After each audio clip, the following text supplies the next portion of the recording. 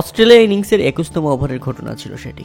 মোহাম্মদ সিরাজের করা ডেলিভারিটি Australian batter Webster bat চালালে বলটি ব্যাটে বলে হয়নি, তার পায়ে লাগলে সজোরে এলবিডব্লিউর আবেদন করে মোহাম্মদ সিরাজ। তবে এ যাত্রায় বাংলাদেশি আম্পায়ার শরীফুদ্দৌলা সৈকত কোনো সাড়া দেননি, আর এতে মোটেও খুশি ছিলেন না মোহাম্মদ সিরাজ। শেষ পর্যন্ত বিরাট কোহলিকে ফুসলিয়ে রিভিউ নেওয়ার জন্য তাগিদ দেন এবং শেষ পর্যন্ত রিভিউ নেন বিরাট কোহলি। আর টিভি রিপ্লাইতে দেখা গেল বলটি ছিল আউটসাইড অফ, অর্থাৎ নট আউট। তাতে শরীফুদ্দৌলা সৈকতের এগেনস্ট গিয়ে রিভিউ নিয়ে অতীত শিক্ষা পেল বিরাট কোহলি এবং মোহাম্মদ সিরাজ। এরপর তার রিয়াকশন ছিল ঠিক এইরকম।